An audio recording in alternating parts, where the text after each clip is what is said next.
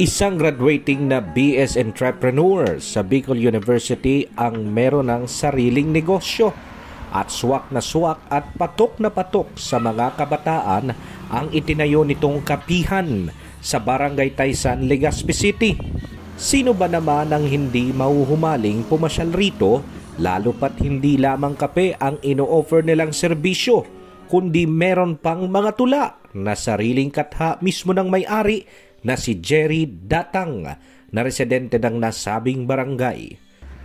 Malatagaytay at Siargao ang ambience ng kapihan na ito at accessible pa dahil nasa tabi lamang ito ng kalsada na tinatawag na Tourism Road.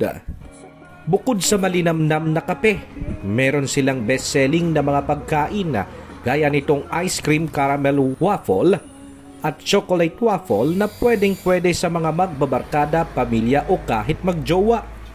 Patok rin ito sa mga may pinagdaraanan sa buhay dahil may mga naka-frame itong tula na ginawa mismo ng may-ari na pwedeng hugutan ng pag-asa ng mga kakaperito na may mga pinagdaraanan sa buhay. Aside sa hilig ko po yung kape, mahilig din po ako magsulat ng mga tula. So, that's why yung hobbies ko and hilig ko sa pagkape, kinumbine ko po siya and na-turn siya into business idea. Which is yung winika po kasing ibig sabihin niya in English is to say something. Yes. So, kumbaga per cup of coffee namin, meron siyang gustong sabihin sa mga customers namin. And meron siyang mga poetries and quotes na mababasa po ng mga customers namin. And yun, so that's the main reason kung bakit na-come up ko si Kape Winika. Abot kaya lang ang mga presyo at meron pang libreng wifi.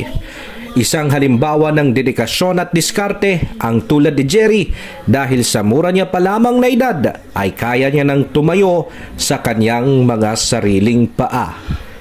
Lodi, di ba?